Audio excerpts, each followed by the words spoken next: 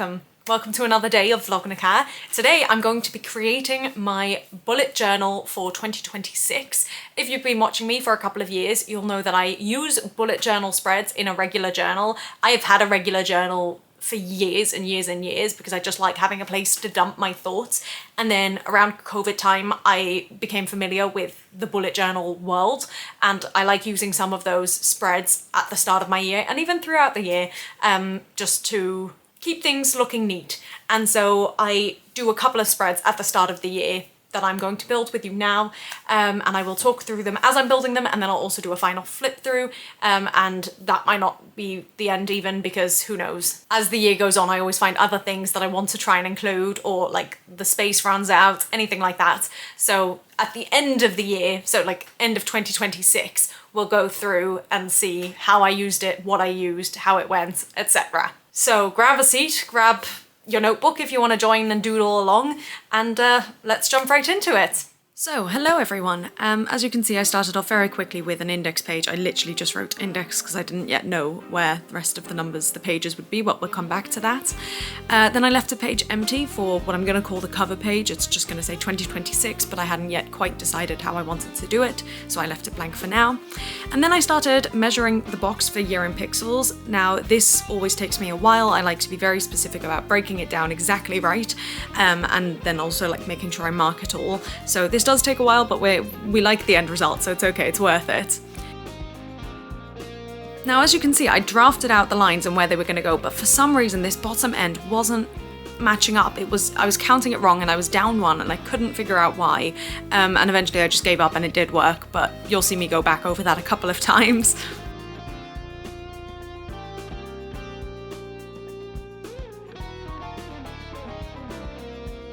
Now, you'll probably know that I generally do freehand a lot, but I will often use the ruler for any edges and especially for any vertical lines, because this is not a bullet journal. I don't have any guidance for that otherwise. I think if it was a bullet journal, I probably wouldn't use a ruler, but yeah, you'll see that I do a lot of freehanding later on.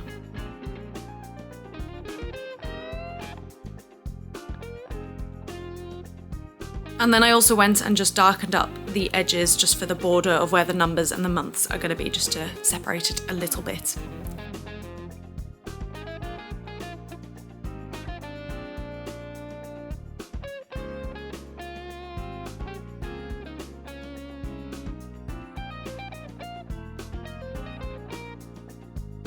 I regret having used this inky pen. I was expecting it to be thinner and less I guess soaked by the page, but it's fine. It did the job in a way. And then yes, I am pulling out my calendar because I was nervous about making mistakes. Even though I know how the months run, I just wanted to double check.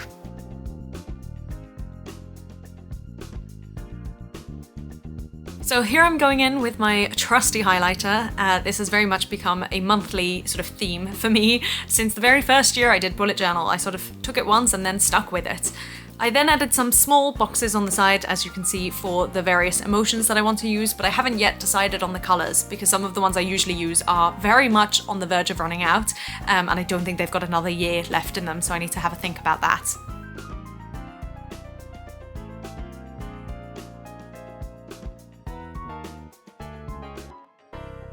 And then I've just added a really small space at the bottom for my monthly favourites, because generally I don't really write them in my journal. I generally just put them straight onto my computer, so I didn't think I needed that much space, and I write small, so should be okay. Now here I'm just gonna draw a bunch of lines for the theatre tracker, so enjoy that. I do love this ruler, just because it's super convenient and easy to carry, but equally I wish I had one that was longer and just covered the whole page, because I don't like these midway points.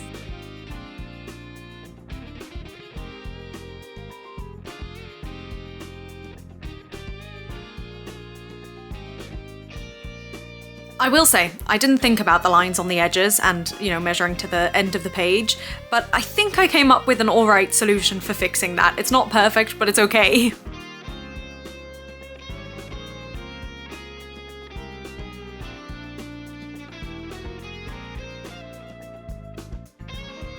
And then I'm just going to do a very similar thing on this page for the audition tracker.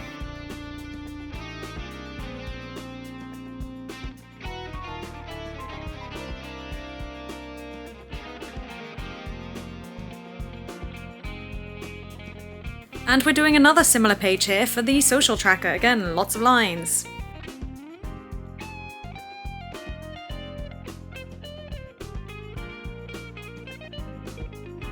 And then some more lines for my birthday planner. I am going to start adding in the highlights here for the months when the birthdays are, but I'm not going to show you the rest of me filling in this spread because it's people's personal details and I don't feel that it's my place to share those. Here I'm just leaving a completely blank page for YouTube video ideas. And here I'm doing a to consume page, which again I'm leaving mostly blank for now, but I will fill in due course. And once again, some more lines. This is to create my then verse now spread. And last year I did this for a year, but this year I'm gonna do it for a 6-month check-in, just because I feel like that makes more sense.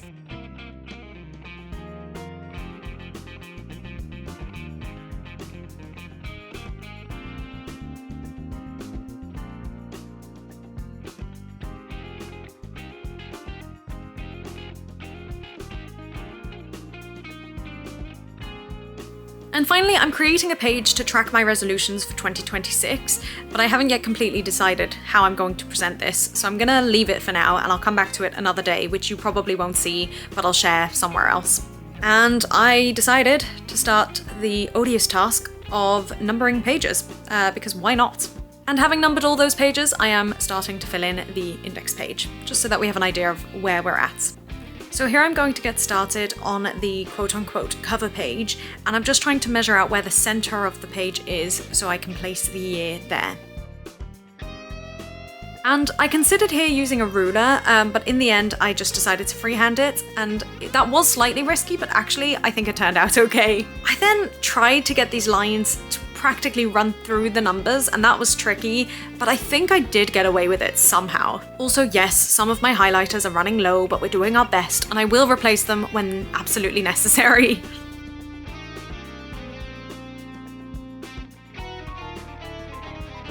Here I tried to add a little bit of white gel pen just to help the numbers pop, but I'm not so sure it worked. I'm now going to try and decorate the front of the journal using some stickers, because I was really happy with what I did last year.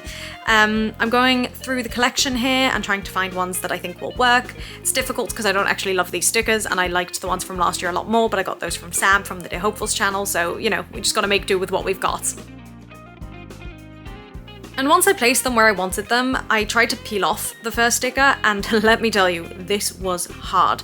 These stickers have had this issue before, and it persists with basically all 5 of these stickers, so just enjoy that.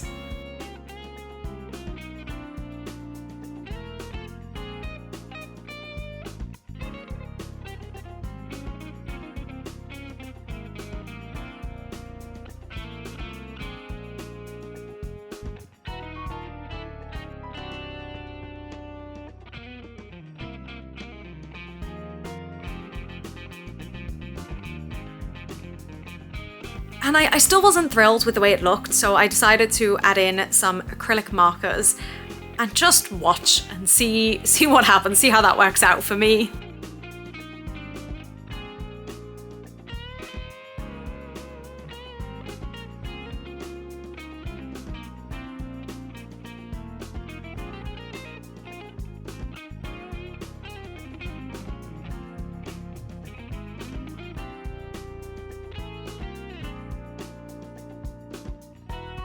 Welcome to the final flip through of this bullet journal. I'm thrilled about some things and I'm disappointed in others.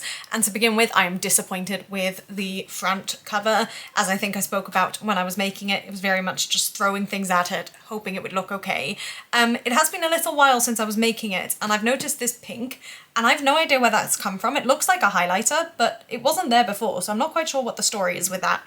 But whatever, it's fine. It doesn't make me happy at all, but whatever. At work, I have a laminator, so I may just end up laminating something and then just like covering the whole thing and starting again, but we'll see. Then we've got my index page. Yeah, that's gonna be added to, but there's not much there for now, although you can see a slight peek through of my cover page, which is the 2026 with lots of highlights. I completely freehanded this, as you would have seen, and actually I really like the way it looks. The only thing I'm wondering is if I should have just kept this, like the whole square, empty, but it is what it is. I went with it, and I do like the way it looks. It's very bright, and I do like that I keep bringing in the highlighters every year, even though they are dying. Next, I've got my year in pixels, which is smaller than usual, but that's because I just feel I don't need it to be as big as it usually is, and this is still a very reasonable size. I haven't yet gone in with the colours, only because my main colour is more or less dead, and I need to try and find a new one without maybe changing everything else, so I need to have a think about that. But you'll see it at the end of the year, in 2026, because we'll do a flip through.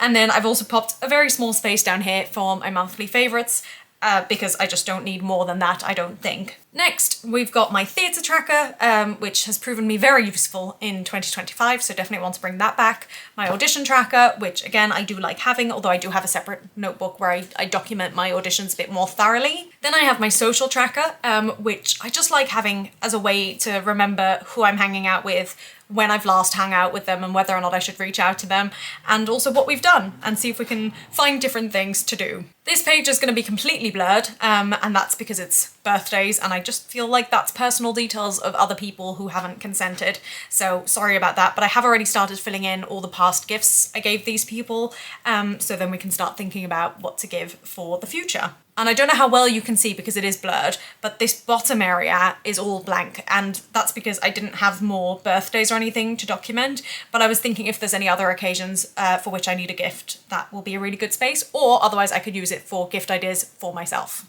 I'm gonna blur this one too, so you're not spoiled things, but this is my list of YouTube ideas. I copied out some things from my last bullet journal, but I've also got plenty of space to add more. Then I've got my to consume page. Now last year I had two separate pages. You will see this in my bullet journal flip through, but I had a page that was to consume and I had a page that was priority with Wayne, and I ended up only using the Wayne one because everything I wanted to watch or read or whatever was, well, read I guess not, but watch or see was all with Wayne, and there was nothing on my to consume page. So today now I've just got it in one page, and anything that I want to watch, whether it's with Wayne or not, will go on here. Then I've got my then verse now, which I think I've already said I'm doing as a 6-month thing rather than a year-long thing, because it seems silly that I'm going to be putting my end of year thing in my old bullet journal as well as in my new one. So I'd rather do it every 6 months. I feel like that makes more sense, and it's nice to have a midway point in the year to look back on things. And then finally, for now, we've got my resolutions for 2026, which currently is empty because I don't want to spoil that video, which is coming out in the future,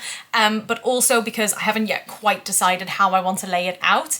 I may show this like in a vlog or something at some point when I've figured it out, or otherwise, just like with the last one, at the end of the year. And then that's it. I have started numbering some of the pages, as you can probably see, but not all, so I will continue with that at some point. And I may end up adding more spreads if there's more that comes up before the 1st of January, but this is it for now, and we'll see what we do about this. I hope you enjoyed that video. Let me know if there's any spreads you like to use, or anything you really don't use, or suggestions, anything at all, or any suggestions for how to fix this front cover, because I need help. This is not good. This hasn't made me happy. As opposed to my old bullet journal, which makes me so happy. And it's not a bullet journal. You probably have realized by now, I just keep calling them bullet journals, even though they're just regular journals. But this just makes me so much more happy. Like, look at these stickers. They're so nicely designed. It's so simple. It's so quiet. I much, much, much prefer it. And the more I look at it and the more I think about it, I think I will just like laminate something over it and start again. But we shall see. The idea was there. It just was not executed. It wasn't executed well, and also the cover as it is not a blank canvas, and I think that's made it worse. But anyway, that's all for today. I will see you in another video tomorrow. Bye!